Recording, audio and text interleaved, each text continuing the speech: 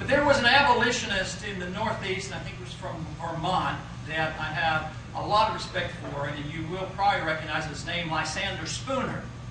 Now, Spooner was a definite abolitionist. He was a Northerner. He was a Yankee. But when it came down to the war, in spite of all those identifications, he identified with the South and said the South was on the right side of the issue. And yet, the war advanced regardless, and it was pursued, of course, with so much pain and suffering. And it was, and the country was led to believe, and every one of our public schools since then have preached and harped and pounded it into our kids that the only issue that was involved was slavery. And yet that was the excuse, and that was the rabble-rousing issue, and it was, you can't deny that it was an important issue. That really wasn't the issue of why the war was fought, in my estimation. So Ron Paul has no business calling himself a libertarian, and Ron Paul has no business invoking the legacy of the great Lysander Spooner, who, while critical of the Civil War, was certainly not on the side of the South. That really wasn't the issue of why the war was fought, quote, unquote. And he suggests the differences over protectionism, that is to say tariffs, and the banking system were the real reason. What bunk. What bunk. Yes, those were a part of the mix, so to speak. Those were ancillary issues. The fundamental issue was slavery. What did those protective tariffs concern? They concerned what product? Cotton, grown with slave labor. Hello?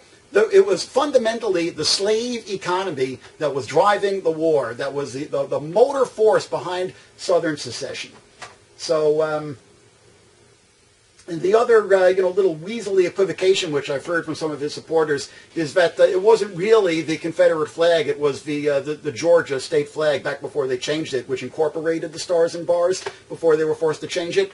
And the photo was carefully cropped to make it look like a Confederate flag. Nonsense! There's no evidence to indicate that. If people are saying that, it's because they want to believe it, not because any evidence indicates it. And even if it were true, completely irrelevant. It's still the stars and bars.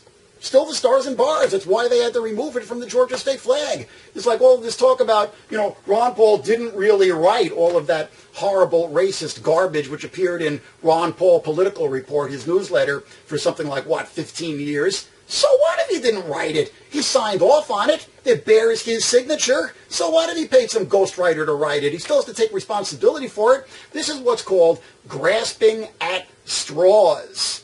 So, I don't know, there's a good case to be made. I'm not here to shill for Obama. Got to make that 100% clear, okay? There's a case to be made to not vote for Obama, without a doubt.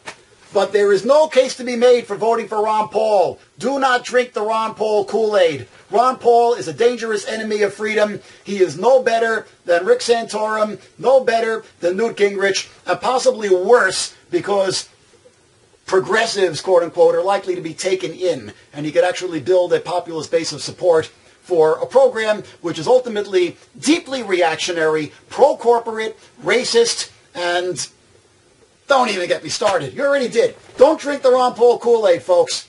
See you next time.